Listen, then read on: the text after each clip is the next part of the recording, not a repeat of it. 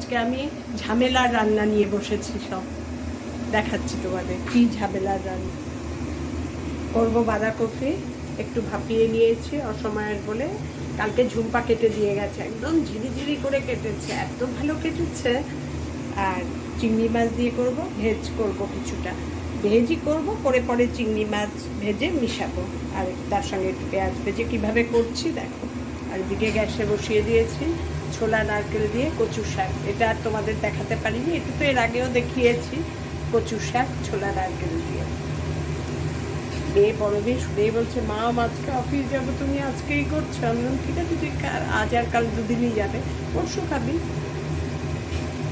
এবার কি করে করছি বাঁধাকপিটা তোমাদের দেখাচ্ছি। প্রথমে ভেজই করব, তারপরে চিংড়িটা ভাজবো। শুরু করেছি, আলুটা আগে একটু আলু অল্প দেবো, একটা সেদ্ধ আলু আছে সেটার উপরে ছড়িয়ে দেবো, আর একটা কাঁচা আলু একটু ভেজে তুলে রাখছি। নিরামিষটা করছি, পরে চিংড়ি মাছ ভেজে তার মধ্যে মিশিয়ে দেব। এবার ওই আলু ভাজা তেলের মধ্যে দিয়ে দেব দুটো তেজপাতা ফোড়ন, একটু গরম মশলা, দারচিনিটাই বেশি দেবো, এলাচ অল্প একটু দেবো, দিয়ে দেবো সাদা জিরে ফোড়ন।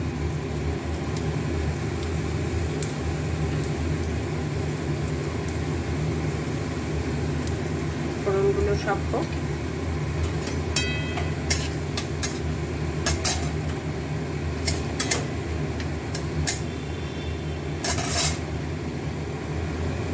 ফোড়নগুলো একটু ভাজা ভাজা হয়ে গেছে, গ্যাসটা সিম করে এবার দিয়ে দেবো আদা আর কাঁচা লঙ্কা। বললাম যে আদা দিতে আমি খুব ভয় পাই, এই জন্য গ্যাসটা সিম করে নিয়েছি। এবার এর মধ্যে দিয়ে দেবো সব মশলা, আদার কাঁচা গন্ধটা যাওয়া পর্যন্ত অপেক্ষা করলাম। এবার এর মধ্যে দিয়ে দেবো কতগুলো গুঁড়ো মশলা, ধনে জিরে গুঁড়ো, কাশ্মীরি লঙ্কার গুঁড়ো আর হলুদ। এই জল দিয়ে দেবো। জল দিয়ে দিলে কি শুকনো গরম মানে গুঁড়ো মশলা এমনি একটু জল জলা না হলে পুড়ে যায়। এই জল দিয়ে দিলে এই জল শুদ্ধই কষাবো, কোনো আর পরে আর জল দেওয়ার ঝামেলা নেই,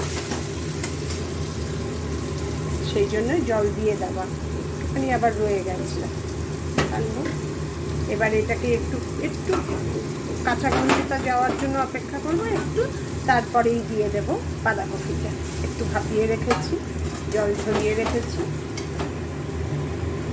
আর এদিকে সে হচ্ছে দেখো, কাল রাত থেকে প্রতিদিন শুরু হয়েছে।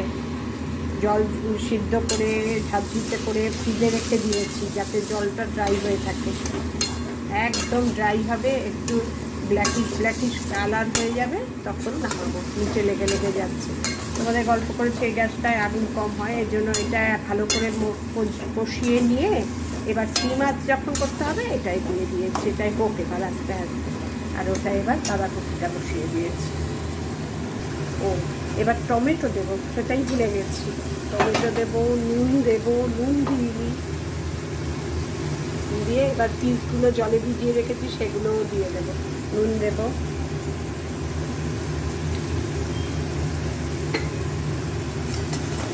সব দিয়ে একবারে কষিয়ে নেব ভালো করে। আর পিসগুলো এই যে জলে ভিজিয়ে রেখেছি, এখান থেকে জলটা ছেঁকে দেবো। পিসগুলো শুধু তেলে কখনো দেবে না, কারণ ফ্রোজেন পিস তো একটু একটু জল জল ভাব থেকেই যায়। জলে যতক্ষণ পারবে ভিজিয়ে রাখার চেষ্টা করবে, করে ছেঁকে দিয়ে দেবে। পিস টমেটো সব দেওয়া হয়ে গেছে, মটরশুঁটি টমেটো সব দেওয়া হয়ে গেছে। বলেছি পিস, কথাও বলতে গিয়ে উল্টোপাল্টা হয়ে যায় রান্না করতে গিয়ে। এবার এগুলো একটু কষুক, তারপরে বাঁধাকপিটা দিয়ে দেবো। মশলা সব ভালো কষানো হয়ে গেছে, দেখো কালার চেঞ্জ। এবার বাঁধাকপি যে ভাপানো আছে ওটা এবার দিয়ে দেবো অল্প অল্প করে নিয়ে।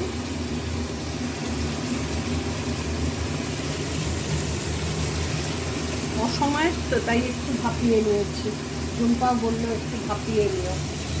আমি যেহেতু নিজে রান্না বিশেষ পারি না, আমি এর জন্য সবার কথা খুব শুনি। সমস্ত মশলার সঙ্গে মিশিয়ে দিয়েছি। বাঁধাকপিটা দেখলাম এতখানি আমি পারবো না, এজন্য পজ করে ভাপিয়ে গেছি। সমস্ত মশলার সঙ্গে মিশিয়ে দিয়েছি। এবার এটা কষুক ভালো করে, তোমাদের দেখাচ্ছি। আমার কচুর শাক কমপ্লিট। কীরকম হয়েছে দেখো, এরম হয়ে গেলে একদম এখন পোড়া পোড়া মতো লেগে যাচ্ছে। এই দেখো নিচটা, আর উল্টাতে গেলে একদম ময়দা মাখার মতো মিশে যাচ্ছে। তাহলেই বুঝবে তোমার কমপ্লিট রান্না। কচু শাকটা একটু ভালো ভাজা না হলে ভালো লাগে না খেতে, জল জল টাইপের ভালো লাগে না। এইটাই কচু শাকের ঝামেলা, আর নাহলে কচু শাক করার কোনো ঝামেলা নেই। ফোড়ন দিয়ে নারকেল ছোলা ভেজে, কাঁচা লঙ্কা ভেজে দিয়ে দিয়েছি কচু শাকটা। এবার কচু শাক নামিয়ে চিংড়ি মাছটা ভাজবো। আমার কচুর শাক কমপ্লিট, বাটিতে নামিয়ে ফেলেছি। এবার চিংড়িগুলো একটু ভাজবো হালকা করে। নুন হলুদ অনেকক্ষণ ধরে দিয়ে রেখেছি, ওটা যে মাখাবো হাত দিয়ে সেটা আর সময় হয়নি। চিংড়ি মাছগুলো ভেজে, এই চিংড়িটা খেতে আমাদের সবাই খুব ভালোবাসি, জানো না? একদম ছোটও না আবার বিশাল বড়ও না, দারুণ টেস্ট। বুঝে নিই, তারপরে তোমাদের দেখাচ্ছি। এদিকে আমার বাঁধাকপিও মোটামুটি হয়ে এসছে। আর মাঝখানে একবার আলু দিয়ে দিয়েছিলাম।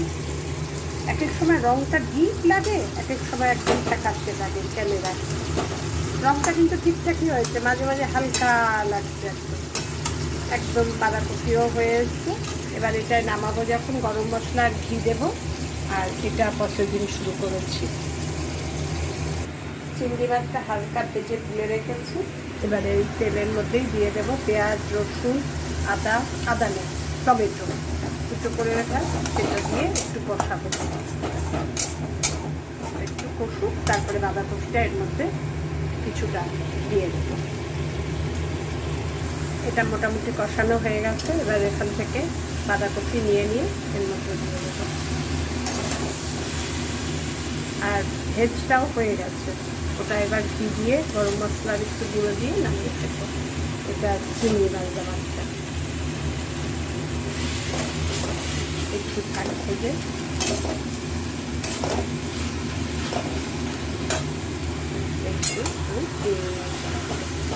এবার ওপরে চিংড়ি মাছ দিয়ে কষাবো কিছুক্ষণ।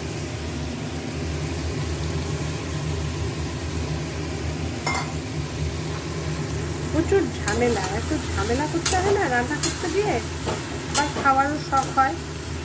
আর বলো, কমপ্লিট করে নিই, তারপর আবার তোমাদের দেখাচ্ছি। ভেজটায় ঘি দিয়ে দিচ্ছি, দিয়ে গ্যাস অফ করে দেবো। এবার চিংড়ি মাছেরটাতেও একটু ঘি দেবো, একটু বেশি না, এটাই অল্প।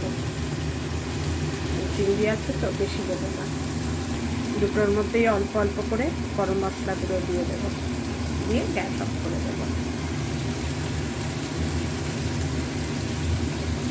হয়ে গেল আজকে আমার বাঁধাকপি চিংড়ি দিয়ে প্রন বাঁধাকপি। কেমন লাগলো জানিও আমার রান্না বান্না। আজকের ভিডিওটা তাহলে এখানেই শেষ করলাম।